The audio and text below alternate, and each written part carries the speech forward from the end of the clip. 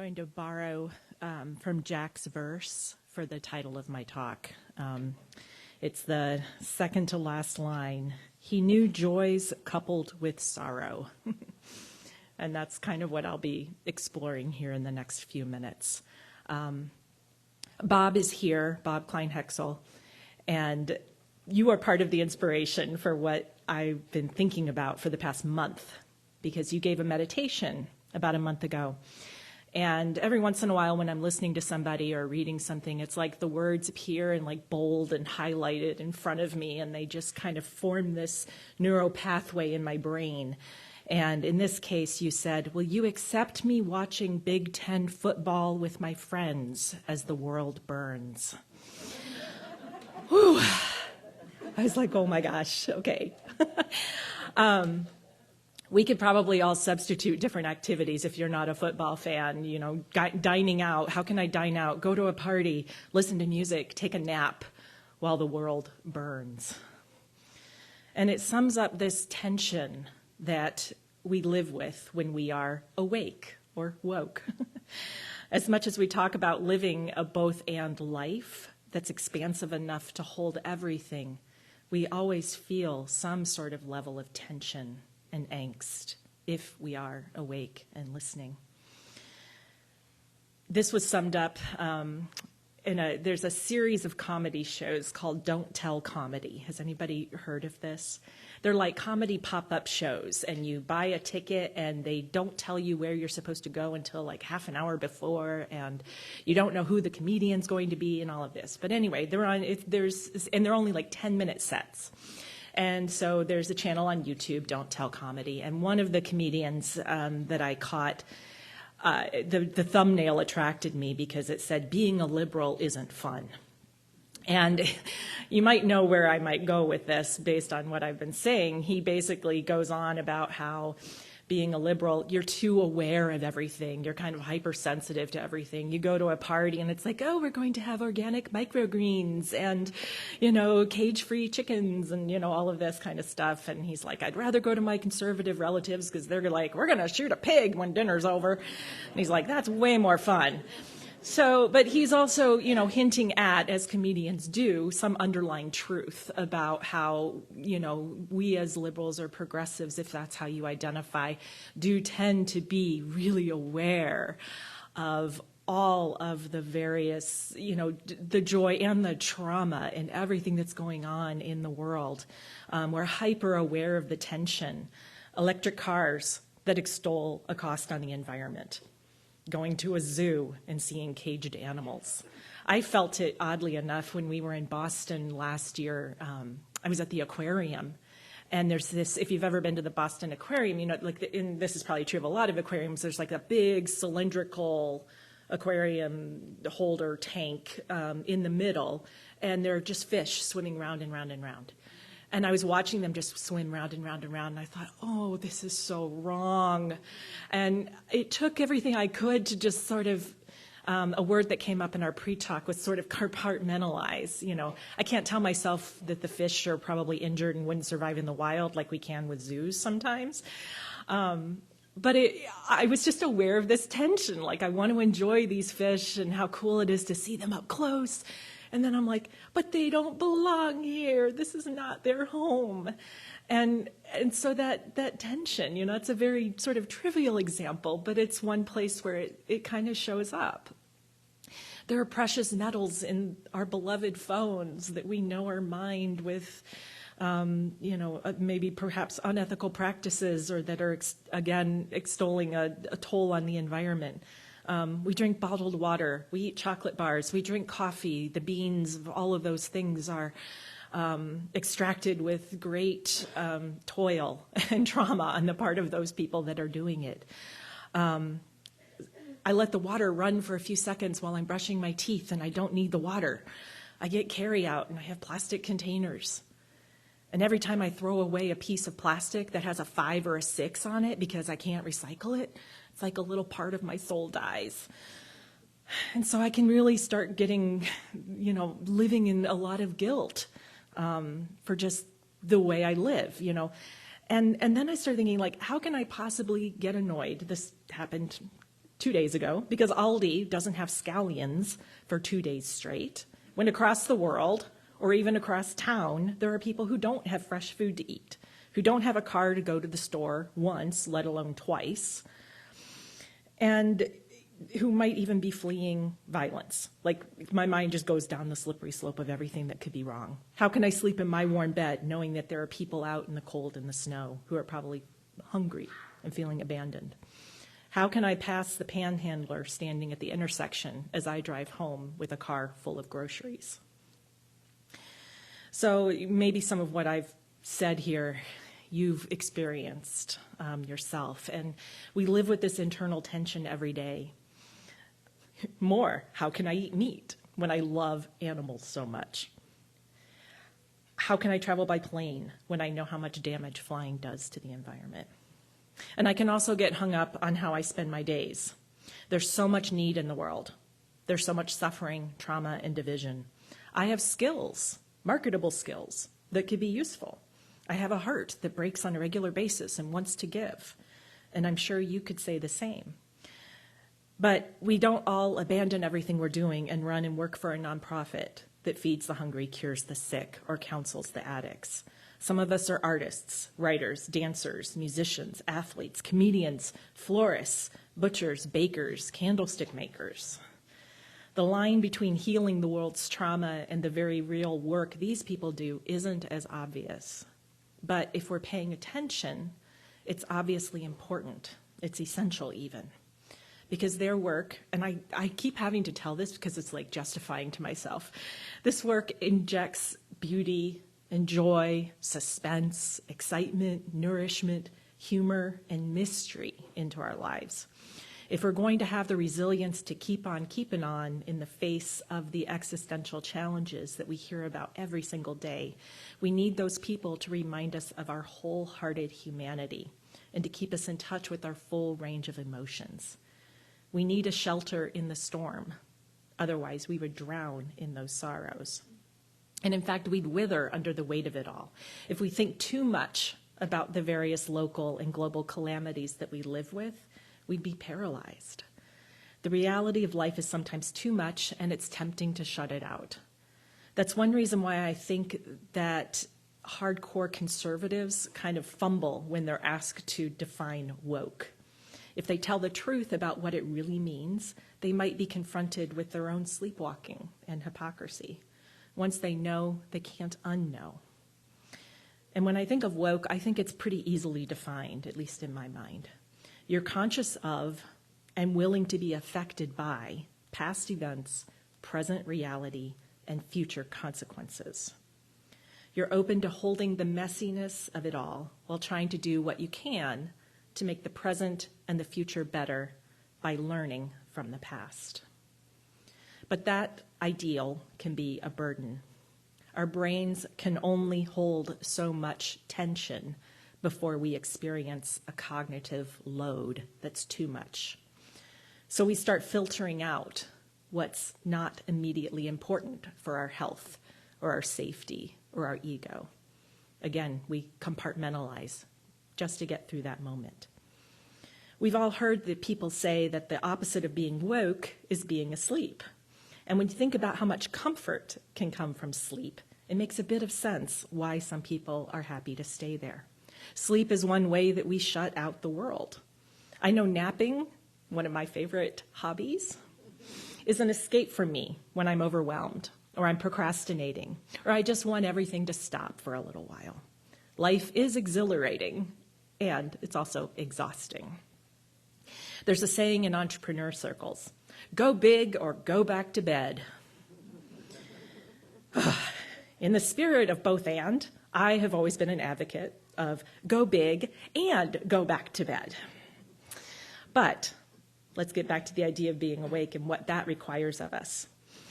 My thinking on this topic had a happy confluence or intersection with Richard Rohr and the emails that he sends out from the Center for Action and Contemplation. You might be familiar with them. They're located in Albuquerque, and I know we've heard from Richard Rohr in different ways several times through different talks.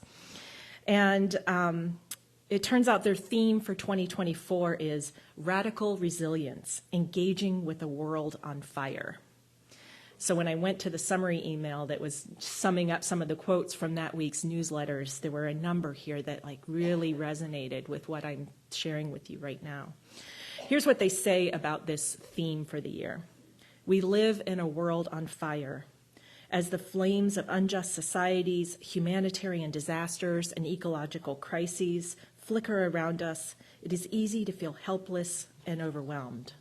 How can we respond to this destructive era with wisdom, love, and peace? The path ahead will be challenging, but we will walk it together. This is why this year the daily meditations will explore contemplation as a way to build radical resilience, tending to our inner flame so that we can stand in solidarity with the world without burning up or burning out. And then that was linked to a short video made by Brian McLaren, who is a faculty member of the center, and he outlined 4 crises that they plan to engage with. One is climate crisis, the destroying of our planet. He used the phrase ecocide, which I had not heard before, but I thought, yeah, that's pretty accurate. Poverty, the unequal distribution of wealth and power. Peace, which I thought was interesting. He says, we know we're in trouble, so we generate more weapons. So we're trying to broker peace with war. And religion.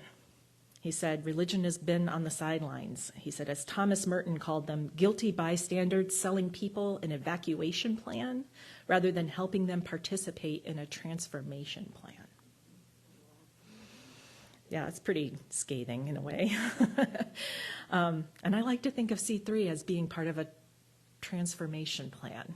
I don't think we talk about evacuating, even if sometimes our fear can cause that. At least I'm speaking for myself.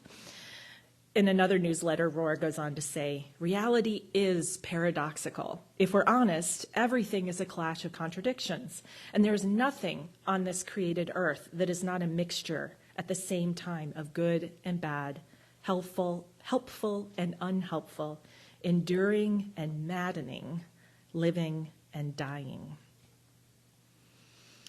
So when it comes to how we navigate this tension, all of these paradoxes, there are no easy answers. Sorry, Dick Kamishke.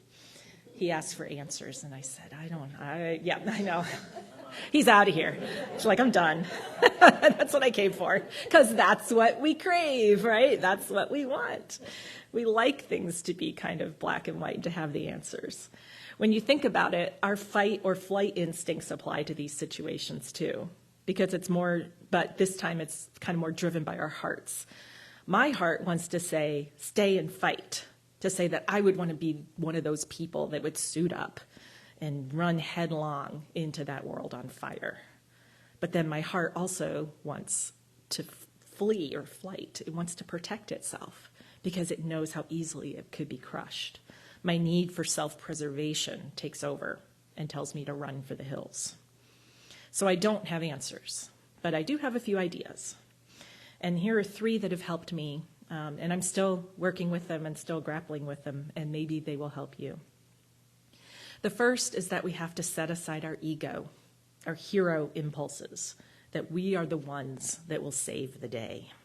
And that's really, really hard to do, both saving the day and setting aside our egos. Because who doesn't want to be a good person? And by good person, we often mean someone who is selfless, who always helps, gives, feeds, shelters, hugs. One of the most freeing ideas came to me when reading a book called Gifts of the Dark Wood, 7 Blessings for Soulful Skeptics and Other Wanderers by Eric Elms. I looked in the book. I have the Kindle edition so I could scan, because I remember I read this book back when I was in Tacoma, so it's probably been 8 or 9 years. And I remember that the one thing I took away from it was this question, what's my work to do? And I thought he actually referred to that phrase in the book, but I could not find it. So I'm wondering where I got that. But that's what stuck with me. It's this question, what's my work to do? We can't do it all, and we aren't meant or expected to do it all. So can we release that pressure and focus on what's ours to do? and do that with our whole heart.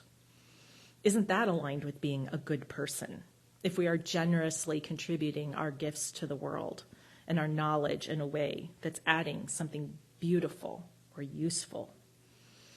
That simple question, what's my work to do, has helped me dozens of times, if not hundreds probably, to recognize when something isn't my work and to release it to the person to whom it belongs.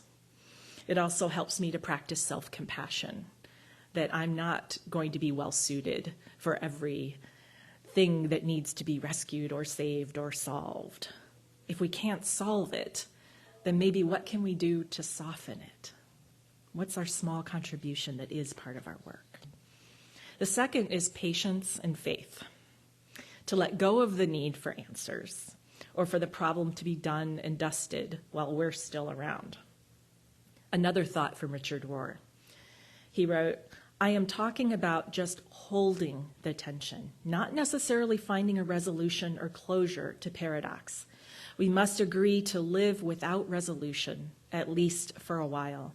I think opening to this holding pattern is the very name and description of faith.